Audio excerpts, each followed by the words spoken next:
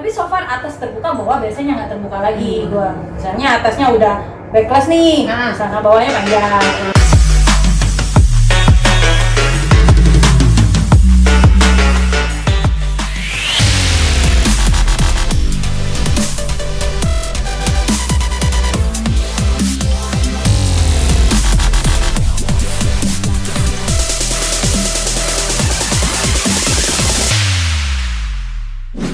Aslinya itu sebenarnya looknya Mbak Nina itu seperti apa sih setiap hari kesehariannya? Pakai bajunya seperti apa sih kalau misalnya lagi menghadiri sidang? Ini Mbak Nina Iqbal ini seorang pengacara ya teman-teman ya. Iya, pengacara banyak acara. Iya. Sebelum pengacara banyak acaranya. Mbak Vivi tahu lah. Gimana? Jadi so far sih kalau untuk fashion atau style si sayanya, basically sebelum jadi pengacara sih memang awalnya itu kan bekerja di swasta, showroom mobil admin head.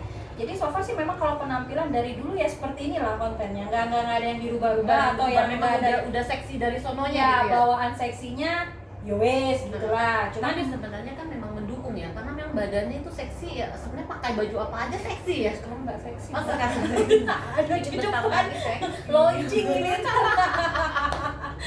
Ya kalau untuk dibilang profesional tubuh sih ya sebenarnya masih banyak yang lebih oke. Namun ya setidaknya gue enak dilihat. Oh iya sih ya. Nggak basi lah buat dilihat. Supaya dapat body goalnya yang kayak gitu tuh gimana caranya? Nah inilah ceritanya. Ini Jadi memang impian semua wanita nih, punya badannya bagus. sebenarnya sih nggak bagus-bagus banget, masih banyak yang lebih bagus. Cuman ya memang aku secara pribadi memang mungkin karakter bentuk bodinya memang nggak melebar. Jadi so far jadi mulai dari 2012 itu memang aktif nge-gym Mbak. Dari 2012 Ya nge-gym, jadi Nge-gym. gym dan pola makannya itu memang nggak ngatur namun dibatasi. Jadi tidak ada istilah, nih dietnya gimana nih, enggak. Jadi makan nasi ya makan aja. saya jadi tersentuh gitu. Kayak diet nggak berhasil gitu ya. Malam yang paling hanya kita batasi makan. Jadi habis after gym, karena kan saya kerja swasta dulu. Kerja di showroom mobil, terus beralih untuk jadi perbankan. Jadi setiap pulang kerja itu kan aktivitas Nge-gym gitu. langsung nge-gym. Nah malamnya itu tidak menikmati santap makanan yang terlalu berlebihan. Namun kalau lapar tetap makan. Seperti itu. Nggak ada yang so far yang wah gitu dietnya enggak. Jadi memang udah cantik dari sononya kali ya? Aku agak-agak gimana ya kalau dibilang cantik ya. Ngepas begini ya, no oplas ya ini ya, masih real. Oh, jadi nggak ada oplas. Belum ada duitnya. Saya mau Tapi nanya. mau supply? Belum. Saya mau nanya sebenarnya perawatannya. Nah, Oke. perawatannya ini kalau di muka ini, perawatannya apa aja sih? Bisa jadi begini. Ini bisa begini kan 12 kan nih, pink nih. Tapi sebenarnya tekstur kulitnya segala macam juga bagus kok. Kalau dibilang tekstur kulit, saya benernya sih akne, jerawatan. Jujur aja jerawatan, pernah ngalamin fase jerawat yang luar biasa. Jadi after lahiran anak pertama itu ngalamin radang jerawat. So far 2015 akhirnya saya ketemu yang namanya dokter di Jakarta. Akhirnya hilang, cuma masih menyisakan sekar. Namun saya nggak pernah yang namanya pakai skincare yang high price, hanya only dari dokter di sana, dan bedak saya pun hanya bedak tabur. Dan ini istilahnya ini dandanannya ini pakai apa aja nih? Jadi terlihat looknya cantik nih. Wadah, masa sih kepakanan softwarenya ya? So far sih setiap hari tuh ya Mbak Vivi. Jadi dari dokter itu aku hanya pakai krim pagi, tabir surya, sama bedak tabur. Jadi bedak tabur aku tuh sebenarnya kalau nggak ada bedak yang biasa aku pakai, bedak tabur itu biasa, aku pakai bedak mask. Udah, paling blush on, Sesimpel itu ya. yes, nggak pernah cukur-cukur alis. Paling aku paling doyannya eyelash. Nah, itu aja sih. Oke. Jadi ini bulu matanya itu eyelash itu Eyelash. sebulan sekali atau rutin? Nah, jujur kalau lagi ada duit, rajin. Kalau lagi kurang duitnya, batasin. Mirip-mirip semua wanita gitu, tenang. Tapi kalau ada Tapi ini lagi kayaknya diskon. rajin terus soalnya berarti duitnya anteng-anteng. Aduh, ini prepare mau brojol, gak tetep cincang.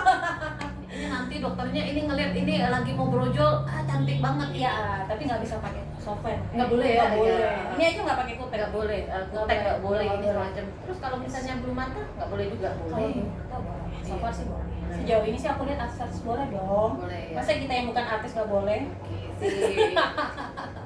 Ini belakangan ini sibuk apa nih Mbak? Kalau untuk profesi tetap jalan sebagai pengacara. Jadi after ya mulai merasakan kembali menjadi seorang ibu yang mengandung ya so far sih tetap berjalan. Profesi terdahulunya sih sempat ngajar juga sih, cuman udah off. Jadi ya sekarang ya memang maintenance-nya tetap ngurusin kasus atau ada yang mau konseling. Kasusnya yang paling sering diterima kasusnya tentang apa nih? Perdata sih. Oh, perdata ya? Perdata. Nggak ngurus perceraian? Karena kan lagi ngehit tuh artis-artis perceraian gitu di Bangka, siapa tahu perceraian di Bangka cukup tinggi ya? Yap.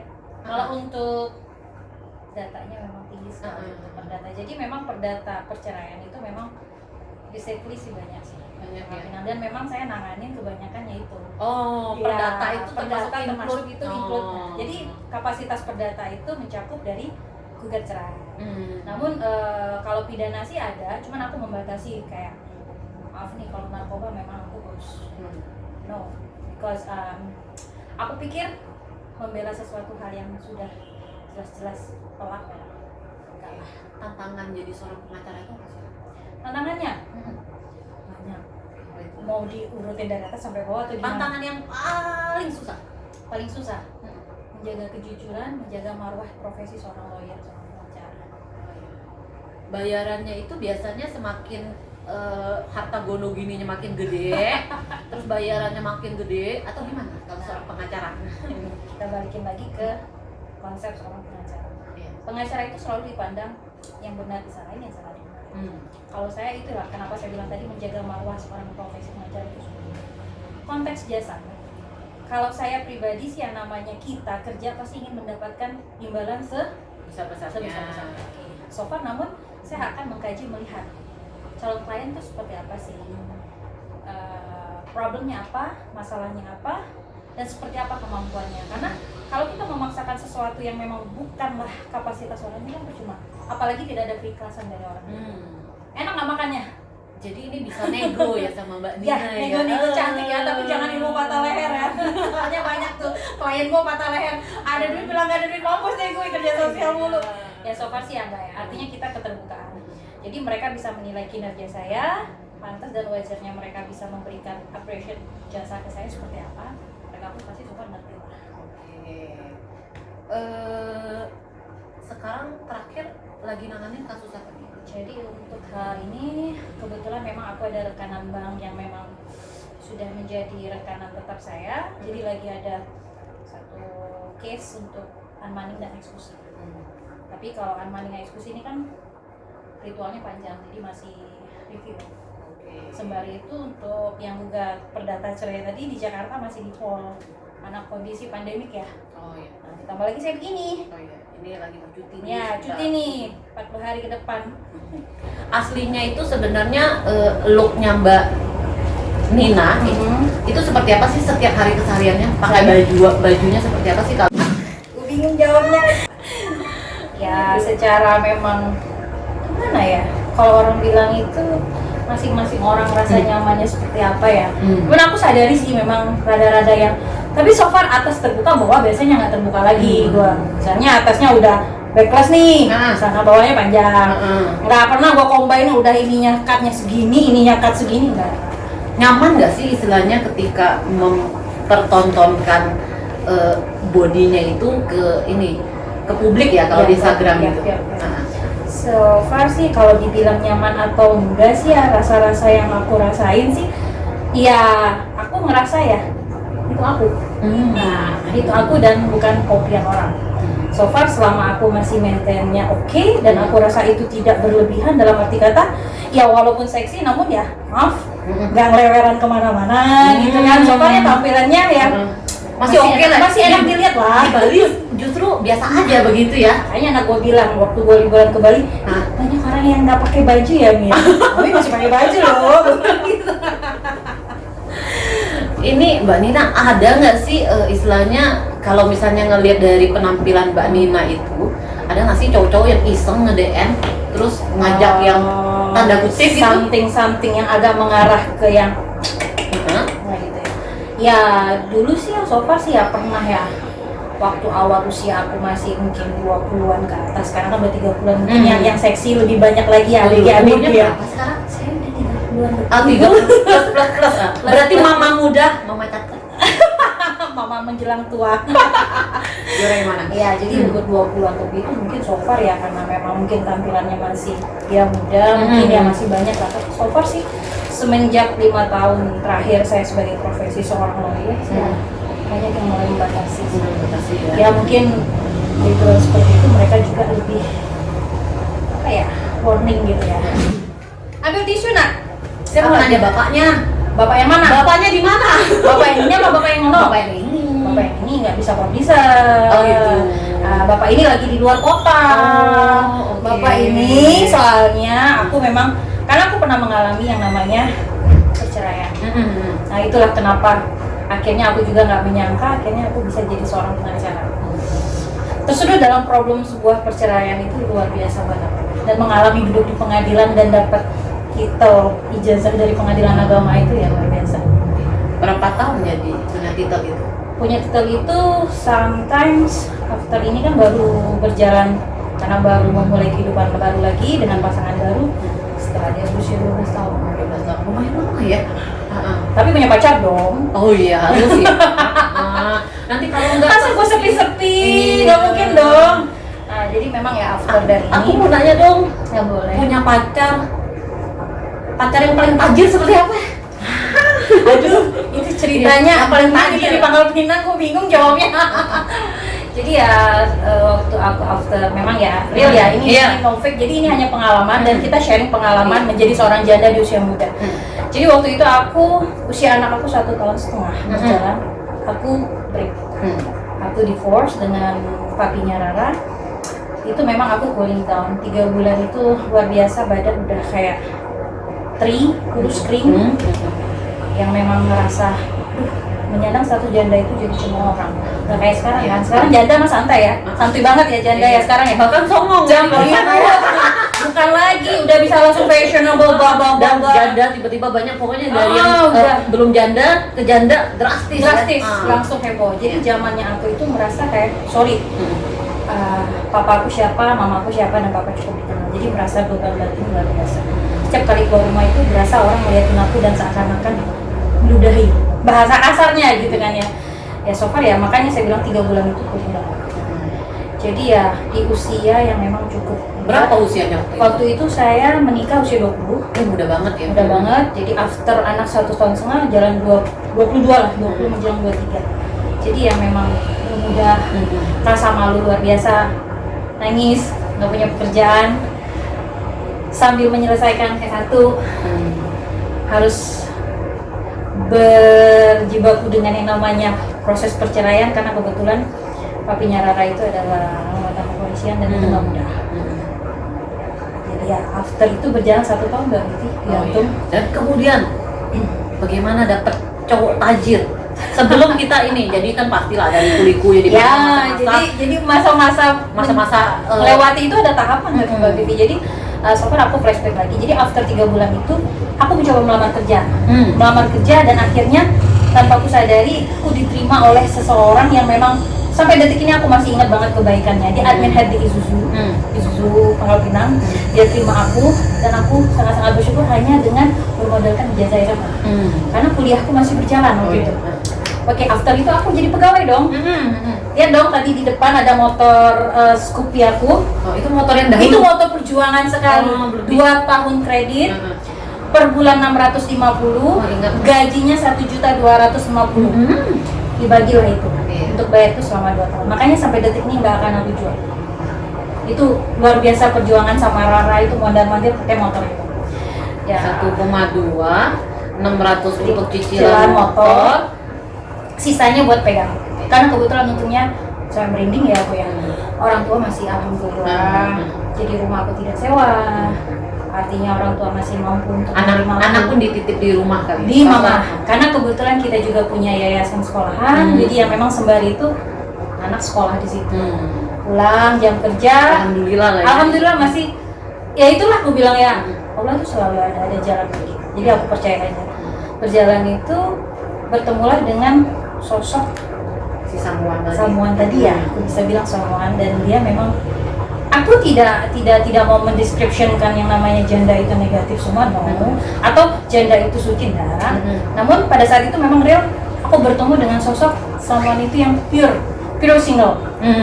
Namun selalu dengan dihadapi permasalahan apa yang nama janda? Oh iya. Ngapain nangis dry gue? Tapi janda itu lebih menggoda. Karena aku Istilah kurus ya zaman dari atas sekarang.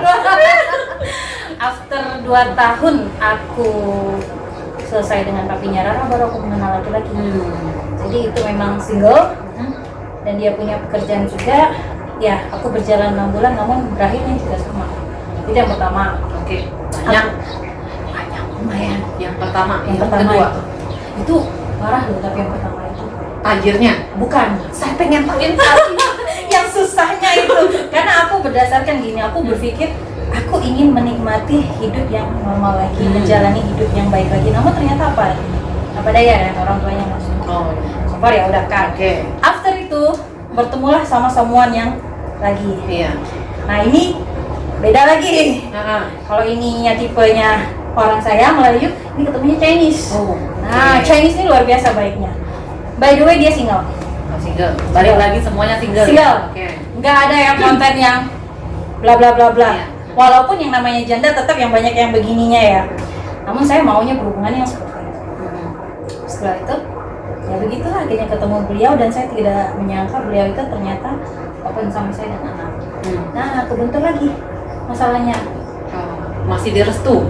Yap, Oke. janda. Padahal zaman dulu tuh ya saya rasa ya nggak ngerti juga lah. Kalau di sekarang di flashback lagi untuk sekarang mah, Kalau sekarang mah mau janda mah santai aja ya, mau anak 3 mau anak 4 diterima-terima aja. Kalau Yang zaman penting saya cantik sih ya. panas gue. Cantik ada duitnya. Kak, kita lanjut yang ketiga. Yang kedua udah bubar nih. Yang ketiga. Yang ketiga sih sampai detik ini so far ngejalanin yang nggak ada yang ini sih, terakhir ya inilah. Oh. Oke.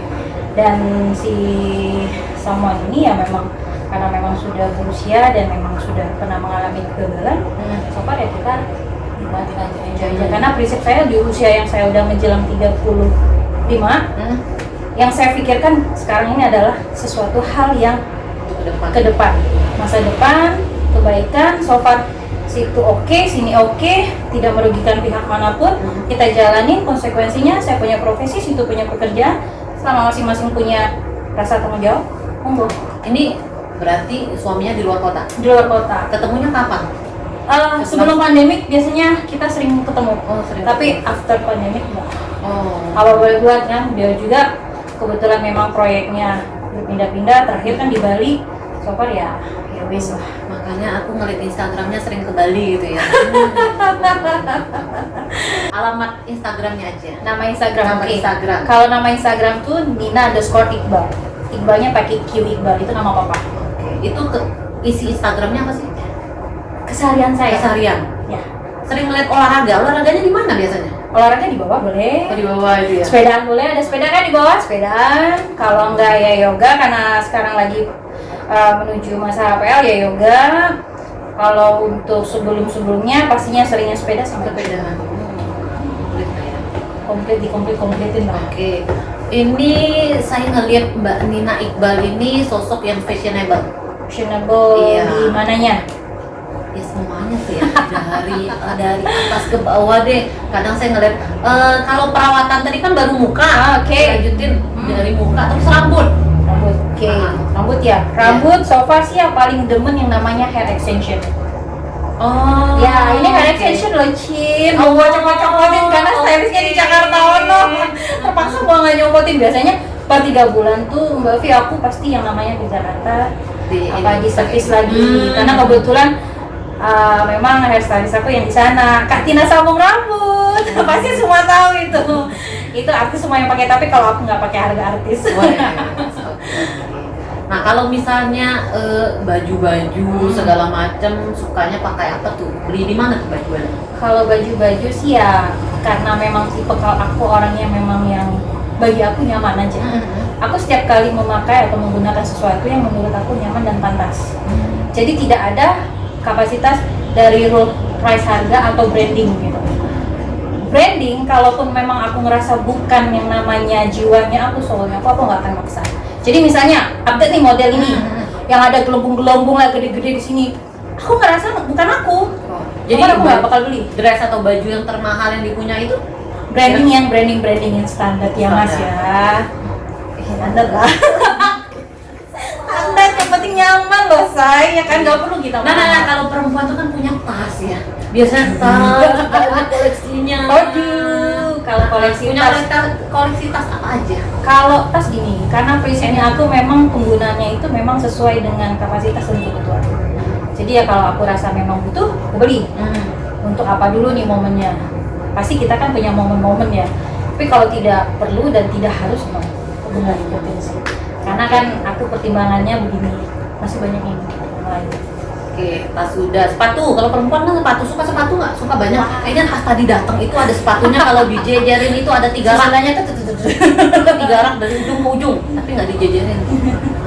kalau sepatu sih ya sama ya. Mbak. Favoritnya apa sepatu? Kalau aku sih sepatu sih lebih ke sneaker. Sneaker ya, bukan high heel ya? Akhirnya jarang-jarang Mbak Vi ya, nama sneaker. Iya sih, enak. Tapi sih kalau sneaker kayak ya kalau sekarang pun maunya sih kalau bisa sih sidang juga pakai sneaker, cuman kan menyesuaikan kondisi. Misalnya kita pakai jas, nggak mungkin pakai sneaker juga lah ya. Paling ya pakai high heel ya. High heel aku sih masih standar sih, yang branding mungkin yang para wanita tahu lah ya, seputaran Zara. Oh iya, tapi Zara juga lumayan sebutan. Pedro masih standar nggak ada yang namanya sampai yang ting ya. Ngukur kantong nanti bolong. Menurut Mbak Nina, wanita cantik itu seperti apa sih? Cantik ya, kita ngebahasnya tentang cantik. Cantik itu seperti apa sih sebenarnya? Cantik ya. Saya ini perempuan ditanya tentang kecantikan ya. Iya. Karena kan istilahnya kita tahu dulu cantik itu seperti apa menurut kita, baru kemudian bisa memvisualkan ke diri kita kan. Ya. Oh, cantiknya versinya Mbak Nina itu seperti apa sih? Setiap wanita aku rasa memiliki sisi-sisi yang memang menjadi number one buat dia. Baik itu secara fisik, face, body, atau brain. Aku sih ya, kalau secara sudut pandang mata melihat perempuan, kalau memang tekstur wajah dan body, pasti semua akan menilai pasti cantik. Namun itu nggak akan ada artinya jika tidak didukung dengan brain sama toto kromo. Oh, toto kromo. Oke. Aku sih so far sih ya sama si Rara, biar bagaimanapun tata krama itu penting. Ya, salam, hormat, ya kan ya. Walaupun kita merasa kita lebih tua, namun kita tetap harus menghargai yang muda. Sama yang tua pun kita tetap harus tahu. Ini standar ini untuk wanita-wanita di luar sana ya, wajib begitulah ya. Ya kalau cantik mah relatif lah. So far sih ya, ada duit lu bisa poles. Tapi perilaku, tata krama lu nggak bisa poles, itu nggak bisa. Kalau misalnya punya duit terus dikasih pengen operasi plastik, mau dioplas, apa yang mau dioplas? Kalau dikasih, kalau tiba-tiba seadanya nih punya duit. aja pertanyaannya itu. Ini gue langsung inget ya sama pesan teman gue yang memang beauty ya. Dia kan memang kerja di salah satu klinik kecantikan. Usahakan jangan oplas. Oh, nggak boleh. Usahakan jangan jangan Tapi ini oplas. kita cuma berandai-andai ya. Andai-andai. So far sih aku jujur aja kalau misalkan ditanyakan tentang oplas untuk secara fisik face, aku berusaha untuk menghindari. Berarti bagian lain Pastinya. apa Bagian lain itu ya tentunya aku, tapi tidak dengan cara apa ya, kita bisa bilang kecantikan yang secara dunia kedokteran atau pasien. Aku sih lebih senang perawatan jujur aja. Perawatan aja dalam arti kata misalnya kayak luluran. Nah kalau itu mah aku demen, mau 3 hari sekali, seminggu sekali mah aku jaganin. Itu nggak oplas. Makanya gue bilang gue hindari banget, kecuali memang mengharuskan sesuatu yang memang harus di cover dengan dunia alat-alat yang namanya udah mengarah pada medik. Artinya sebenarnya Mbak Nina ini bersyukur lah dengan apa yang punya sampai hari ini ya. Ya alhamdulillah. Bagian tubuh yang paling favorit dari Mbak Nina apa? Di dirinya sendiri. Kalau untuk semasa aku belum merasa dalam penampilan aku hamil ini, aku paling suka sama lekukan pinggang. Oh, lekukan pinggang ya. Karena kalau wajah gue standar sih, kalau jarang wajah. sekali loh orang perempuan suka lekukan pinggang. Berarti kan memang lekukan pinggangnya bagus ya, karena kami ini lekukan pinggangnya berat gitu ya. Tapi jangan lihat sekarang ya. Kalau dulu ya memang So far sih memang selalu sih ya, memang aku ngerasain masih cukup standarisasi dan memang aku paling demennya di situ. Tapi itulah aku kewalahannya cari celana.